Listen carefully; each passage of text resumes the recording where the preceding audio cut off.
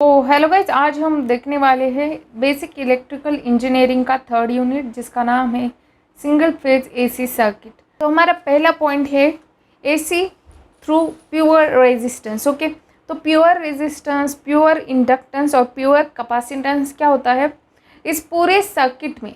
देखो, जब भी हम बात करेंगे प्योर रेजिस्टेंस की तो उस सर्किट के अंदर सिर्फ रेजिस्टेंस होगा, उस सर्किट के अंदर कोई भी कैपेसिटर नहीं होगा और कोई भी इंडक्टर नहीं होगा।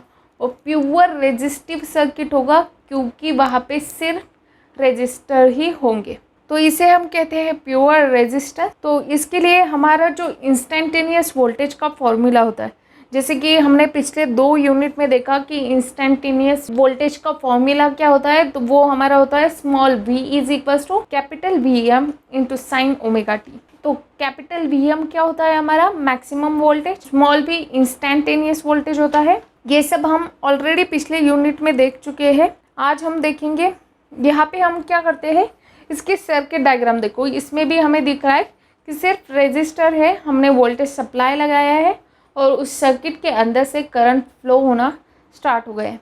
जो भी हमने वोल्टेज दिया है वो क्या है, इंस्टेंटेनियस वोल्टेज है। ओके, तो उसका फॉर्मूला क्या होता है वो वहाँ पे लिख दिया है। आर मतलब रेजिस्टेंस, स्मॉल वी मतलब इंस्टेंटेनियस वोल्टेज और स्मॉल आई मतलब उस सर्किट के अंदर से इंस्टेंटेनियस करंट फ्लो हो रहा है। ओके, इंस्टेंटेनियस वोल्टेज है यहाँ पे और इंस्टेंटेनियस करंट है। तो इंस्टेंटेनियस करंट क्या होगा, हमारा ओम्स लॉ हमें पता है, V is equal to I R होता है। तो I की वैल्यू क्या आ जाएगी, V अपॉन आर आ जाएगी। ओके, तो V क्या है, instantaneous voltage divided by R. Okay, तो जो भी हमारी इंस्टेंटेनियस वोल्टेज की वैल्यू है वो हम डाल देंगे, डिवाइडेड बाय आर को कर देंगे। तो नेक्स्ट स्टेप पे हम क्या करते हैं, हमारा Vm और R को क्या करते हैं एक साथ लिखते हैं और जो भी रह जाता है, जैसे कि साइन ओमेगा टी रह जाता है उसे साइड में लिख देते हैं। ओके, ये एक ही है बट सिर्फ थोड़ी सी एडजस्टमेंट करने के लिए हमने ऐसा लिखा है। तो हमें पता है Im, capital Im is equals to Vm divided bye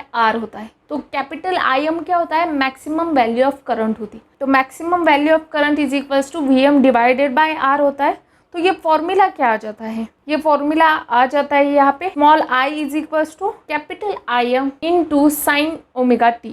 हमारा स्टैंडर्ड फॉर्मूला क्या होता है, हमारा स्टैंडर्ड फॉर्मूला होता है एसी सर्किट के लिए small I is equals to Im into sine omega T plus phi. तो यहाँ पे हमें क्या समझता है कि हमारा जो फॉर्मूला हमने सॉल्व करके निकाला उसमें फाई आ रहा है क्या, नहीं आ रहा है। ओके, तो फाई की वैल्यू कितनी हुई, 0 हुई। ओके, तो इस वजह से देखो यहाँ पे स्टेटमेंट क्या दिया है, Im is equals to Vm divided by R and phi is equals to 0। तो यहाँ पे फाई क्या आया, 0 आ गया। फाई क्या होता है, हमारा फेज एंगल होता है जो कि 0 आता है। ओके, तो इसके डायग्राम देखो, यहाँ पे आपको क्या समझता है कि प्योरली रेजिस्टिव सर्किट जो होता है हमारा, मतलब जिसमें सिर्फ रेजिस्टर होता है, no capacitor no inductor. Okay, कोई भी कैपेसिटर नहीं, कोई भी इंडक्टर नहीं, वैसे सर्किट के लिए हमारा करंट और वोल्टेज इन फेज होता है। ऐसा इन फेज क्यों होता है, देखो हमारा वोल्टेज का फॉर्मूला क्या होता है, इंस्टेंटेनियस वोल्टेज का small v is equal to capital Vm into sine omega T होता है। और हमारा करंट का फॉर्मूला में क्या है, फेज एंगल क्या होता है, ओमेगा टी प्लस फाई होता है। तो वो क्या होता है, वो वेरी करते रहता है, वेरी करते रहता है। ओके, इंडक्टर के लिए अलग कंडीशन में होता है, कैपेसिटर के लिए अलग कंडीशन में होता है। ओके, फाई का एंगल अलग अलग होता है। तो रेजिस्टिव, प्योरली रेजिस्टिव सर्किट के लिए क्या होता है, फाई की वैल्यू 0 होती है। इस वजह से देखो हमारा जो वोल्टेज का फॉर्मूला है इंस्टेंटेनियस वोल्टेज का, वो इंस्टेंटेनियस करंट के सिमिलर ही है। इंस्टेंटेनियस वोल्टेज में मैक्सिमम वोल्टेज आता है, इंस्टेंटेनियस करंट में मैक्सिमम करंट आता है। ओके, और साइन ओमेगा टी दोनों में वैसा ही रहता है। हमारा जो इंस्टेंटेनियस वोल्टेज होता है वो कौन सी भी कंडीशन हो वैसा ही रहता है। तीनों कंडीशन हमारी प्योर रेजिस्टर की हो, प्योर इंडक्टर की हो या प्योर कैपेसिटर की हो, उसका फॉर्मूला तीनों के लिए सेम रहेगा। हमारा करंट ही क्या करेगा, करंट वोल्टेज के अक्रॉस लीड लैग करता है। तो हम उसके हिसाब से कहते हैं कि वोल्टेज लीड कर रहा है, वोल्टेज लैग कर रहा है। तो एक्चुअली में क्या होता है, वोल्टेज वैसा ही रहता है, हमारा करंट लीड लैग करते रहते। पर हमारे कहने की वो एक मेथड है इलेक्ट्रिकल के अंदर, ये आपको याद रखना है। तो इन फेज के लिए देखो सिंगल लाइन जो डायग्राम है यहाँ पे 0 टू I और 0 टू V, देखो वो एक ही लाइन पे हमने I भी दिखाया है और V भी दिखाया है। ओके, यहाँ पे आपको ये सब समझ में आ गया। ओके तो यहाँ पे हमारा जो इंस्टेंटेनियस वोल्टेज है वो ज़्यादा है और इंस्टेंटेनियस करंट कम है। तो ये किससे समझ रहा है, हमें हमारी वेवफॉर्म से समझ रहा है कि इंस्टेंटेनियस वोल्टेज देखो उसका जो वेवफॉर्म है वो बड़ा है और इंस्टेंटेनियस करंट का क्या है, कम है। और जो मैंने हाईलाइट किया है वो क्या है, उन दोनों वेवफॉर्म के बीच का जो डिफरेंस है वो हाईलाइट किया है। बाकी वो दोनों देखो इन फेज है। इन फेज कैसे, जीरो की ओर उनका दोनों का एक पॉइंट मिल रहा है, पाई की ओर भी दोनों का एक पॉइंट मिल रहा है और 2 पाई पे भी वो दोनों एक साथ मिल रहे हैं। इस वजह से वो क्या है, इन फेज में है। ये हमें समझ में आ रहा है। इसके लिए हमारी इंस्टेंटेनियस पावर होती है। तो वो क्या होती है, हमारा पावर का फॉर्मूला क्या होता है, power instantaneous power is equals to instantaneous voltage multiply by instantaneous current होता है। तो यहाँ पे क्या कर दिया, इंस्टेंटेनियस वोल्टेज और करंट का भी फॉर्मूला देखा, वही फॉर्मूला इधर डाल दिया है हमने। तो यहाँ पे क्या होगा, दोनों फॉर्मूले में साइन कॉमन है, तो साइन साइन का क्या होगा, साइन स्क्वायर हो जाएगा और बाकी टर्म आगे मैंने लिख लिए। ओके तो हम जानते हैं साइन स्क्वायर का एक फॉर्मूला है, इसके अंदर है साइन स्क्वायर, किसके अंदर आता है, कॉस टू थीटा के एक फॉर्मूले के अंदर आता है। तो वैसे ही हमने क्या किया है, यहाँ पे सिर्फ कॉस टू थीटा का फॉर्मूला यूज़ किया है। थीटा की जगह यहाँ पे कौन है, ओमेगा टी है, तो वैसे ही हमने वो फॉर्मूला यूज़ किया है ट्रिग्नोमेट्री का। हमारा क्या आ रहा है, V M I M divided by 2 multiply by 1 minus cos 2 omega T आ रहा है। ओके तो मैं क्या कर दूँगी, V M I M divided by 2 की टर्म को अंदर ब्रैकेट के अंदर मल्टीप्लाई कर दूँगी। 1 multiply by V M I M by 2 वैसे ही आ जाएगा, माइनस कॉस 2 ओमेगा टी को मल्टीप्लाई करना है मुझे V M I M by 2 को। ओके तो मैं मल्टीप्लाई कर दूँगी तो वो क्या आ जाएगा, minus V M I M divided by 2 into cos 2 omega T. Okay ऐसे हमारा पावर का फॉर्मूला आ गया। पर हमारे देखो पावर के फॉर्मूले में जो V M I M divided by 2 है, देखो माइनस के आगे का जो टर्म है सिंगल, वो क्या है, कांस्टेंट टर्म है। वहाँ पे कोई ओमेगा है क्या, नहीं है। वहाँ पे कोई टाइम है क्या, नहीं है। और नेक्स्ट जो टर्म है उसके अंदर ओमेगा भी है और टी भी है, तो वहाँ पे क्या है, टाइम है। तो टाइम क्या करता है, वैरी करता है। हमारा जो फर्स्ट टर्म था उसके अंदर कोई था क्या, टाइम टी था क्या, नहीं था। इस वजह से V M I M divided by 2 की जो टर्म है वो क्या है, कांस्टेंट टर्म है, और minus V M I M divided by 2 multiply by cos 2 omega T. ये जो सेकंड माइनस के बाद की टर्म है ये फ्लक्चुएटिंग कंपोनेंट होता है। पहली हमारी क्या है, कांस्टेंट टर्म है, माइनस हमारी है फ्लक्चुएटिंग टर्म। कांस्टेंट टर्म को हम कहते हैं कांस्टेंट पावर कंपोनेंट, और जो हमारी वैरी होने वाली फ्लक्चुएटिंग टर्म है उसे हम कहते हैं फ्लक्चुएटिंग कंपोनेंट। ओके आपको इतना ही याद रखना है। एवरेज फ्लक्चुएटिंग वैल्यू होती है जो कोसाइन की, वो क्या होता है, एक पर्टिकुलर फ्रीक्वेंसी पे वो ज़ीरो होती है, तो वो ज़ीरो को कंसिडर कर लेते हैं। तो क्या आ जाएगा, देखो P average is equals to, हम क्या कर देंगे, पूरी जो कोसाइन की टर्म है हमारी उसको क्या कर देंगे, हम ज़ीरो कर देंगे। ओके सिर्फ वहाँ पे रह जाएगी कौन सी टर्म, हमारी कांस्टेंट टर्म। कांस्टेंट टर्म रहती है जो है V M I M divided by 2। तो पी एवरेज क्या आ जाएगा इस कंडीशन के लिए, P average is equals to V M I M divided by 2। तो हमें पता चल गया average value of fluctuating cosine component क्या होता है, एक पर्टिकुलर फ्रीक्वेंसी पे ज़ीरो होता है। इस वजह से फ्लक्चुएटिंग टर्म ज़ीरो हो गई और सिर्फ रही हमारी कांस्टेंट टर्म। और V M I M divided by 2 है तो हम क्या कर देंगे, √2 इंटू √2 कर देंगे। 2 को √2 इंटू √2 क्या आता है, 2 ही आता है, पर वहाँ पे वो हम वैसे लिखते हैं। ओके तो हमें पता है हमने क्या कर दिया, एक √2 वी एम के नीचे लिख लिया और एक √2 आई एम के नीचे लिख लिया। हमें पता है कि वी एम डिवाइडेड बाई √2 क्या होता है, हमारा वी आर एम एस होता है, और आई एम डिवाइडेड बाई √2 क्या होता है, आई आर एम एस होता है।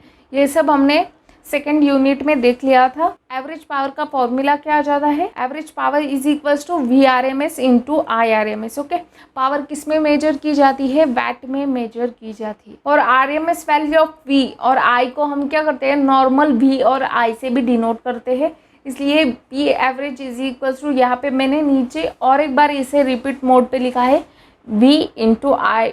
और इसका और एक फॉर्मूला है, देखो मैंने क्या किया है, यहाँ पे ओम्स लॉ का यूज़ किया है कि ओम्स लॉ में क्या होता है, V is equals to I R होता है। तो V की जगह आई आर डाल दूंगी, आई आर मल्टीप्लाई बाय आई आ जाएगा, तो वो क्या हो जाएगा, आई स्क्वायर आर हो जाएगा। एवरेज पावर के दो फॉर्मूले होते हैं, V इंटू आई और आई स्क्वायर आर।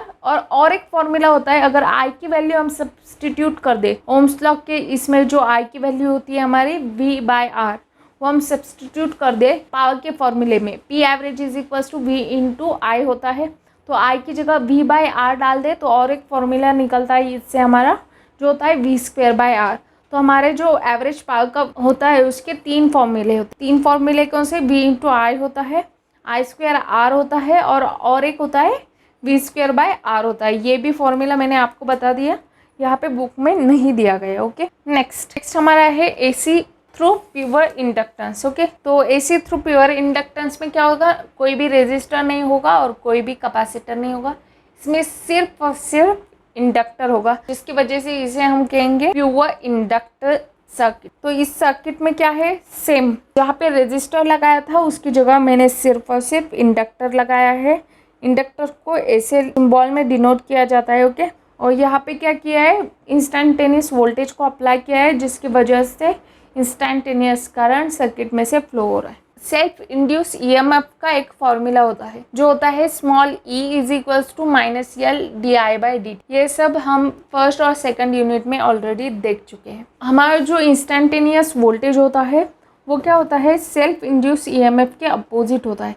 इसकी वजह से small v is equals to minus E आता है। जानते हैं कि e का अभी अभी हमने फॉर्मूला देखा minus L D I by D T, वो फॉर्मूला मैं वहाँ पे डाल दूंगी और वहाँ पे क्या आ जाएगा, डबल माइनस साइन आ जाएगी, तो वो माइनस साइन कैंसिल हो जाएगी। तो हमारा इंस्टेंटेनियस वोल्टेज के लिए वो वैल्यू क्या आ जाएंगी, small v is equals to L D I by D T. तो मैं क्या कर दूंगी, हमारा जो इंस्टेंटेनियस वोल्टेज की वैल्यू होती है वो मैंने वहाँ पे डाल दी, V M sine omega T. Okay, इससे क्या करूँगी मैं, हमें ऑलरेडी इंस्टेंटेनियस वोल्टेज की वैल्यू पता है पर हमें इंस्टेंटेनियस करंट की वैल्यू पता नहीं। इस वजह से मैंने क्या किया, जो इंस्टेंटेनियस वोल्टेज की वैल्यू थी वो वहाँ पे डाल दी, डी आई के साथ जो भी था, इंस्टेंटेनियस करंट के साथ जो भी था मैंने उसे शिफ्ट कर दिया। ओके, तो शिफ्ट करने के बाद क्या आ रहा है, D I is equals to V M sine omega T D T. और मैं क्या कर दूँगी, इसका इंटीग्रेशन कर दूँगी, डी आई का इंटीग्रेशन करने के बाद क्या रहेगा, इंटीग्रेशन और डेरिवेटिव एक दूसरे से कैंसिल हो जाएगी और वहाँ पे सिर्फ बचेगा आई, और उसके आगे की जो टर्म थी उसका इंटीग्रेशन होके हमें फाइनल आई की वैल्यू मिल जाएंगी। तो वो क्या मिलती है हमें, small I is equals to I M sine omega T minus pi by 2 आती है। और हम जानते हैं कि आई एम क्या होता है, जो इंडक्टर सर्किट होता है उसमें क्या होता है, इंडक्टिव रिएक्टेंस होता है। जैसे रेजिस्टिव सर्किट में आर करके रेजिस्टेंस होता है, वैसे हमारे जो इंडक्टर का सर्किट होता है उसमें क्या आता है, इंडक्टिव रिएक्टेंस आता है, वो भी क्या करता है, करंट को अपोज करता है। ओके, ये आपको याद रखना है। तो I M is equals to, यहाँ पे फॉर्मूला क्या आता है, I M is equals to V M divided by omega L which is equals to V M divided by XL. इसका मतलब क्या है, एक्सएल इज इक्वल्स टू क्या आता है, देखो डिनोमिनेटर में जो टर्म थी वो लिख लेंगे, XL is equals to omega L आता है, और हम जानते हैं ओमेगा क्या होता है, ओमेगा की वैल्यू होती है 2 पाई एफ। ये हमने पिछले 2 यूनिट में ऑलरेडी देखी है। तो हमारा जो एक्सएल होता है वो भी क्या होता है, इंडक्टिव रिएक्टेंस होता है, और वो किसकी तरह काम करता है, रेजिस्टेंस की तरह ही काम करता है। वो क्या करता है, अपोज करता है करंट को। तो उसकी वजह से इसका भी यूनिट क्या होता है, ओम ही होता है। जैसे हमारे रेजिस्टर का यूनिट ओम होता है, वैसे इंडक्टिव रिएक्टेंस का भी यूनिट ओम होता है, और इसका फॉर्मूला भी हमने देख लिया। और एक चीज़ आपको याद रखनी है कि इंडक्टिव रिएक्टेंस प्रोपोर्शनल होता है फ्रीक्वेंसी से। ओके, नेक्स्ट इसके लिए पावर क्या होगी वो देख लेते हैं। तो पावर हम जानते हैं, instantaneous power is equals to V into I, जैसे हमने पिछली बार देखा। और यहाँ पे क्या है, मैंने बोला था पिछले इसमें भी कि हमारे इंस्टेंटेनियस वोल्टेज का फॉर्मूला क्या रहता है, वैसे ही रहता है। यहाँ पे जो वेवफॉर्म आपको दिख रही है उसमें क्या कर रहा है, करंट की डायग्राम हिल गई है, पर हमारा जो वोल्टेज, इंस्टेंटेनियस वोल्टेज की डायग्राम पहले कंडीशन में जैसी थी वैसे ही दूसरे कंडीशन में है। और यहाँ पे देखो जो हमारा करंट है वो क्या कर रहा है, 90 डिग्री से लैग कर रहा है। हम क्या बोल रहे हैं, pure inductor. Okay, pure inductance की कंडीशन में हम 90 डिग्री एंगल लेते हैं। ओके, प्योर है तो प्योर होने की वजह से वो डायरेक्ट 90 डिग्री पे ही लैग करेगा। ओके, ऐसा हम कंसीडर करते हैं। इंडक्टर क्या करता है, लैग करता है, करंट लैग करता है कितने डिग्री से, 90 डिग्री से। ये भी हमने पिछले यूनिट में देखा था।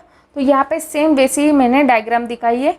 हमारा जो करंट है वो लैग कर रहा है 90 डिग्री से। हमारा जो करंट का फॉर्मूला आता है, इस वजह से उसके जो फॉर्मूला होता है उसमें क्या होता है, omega T minus pi by 2 आता है।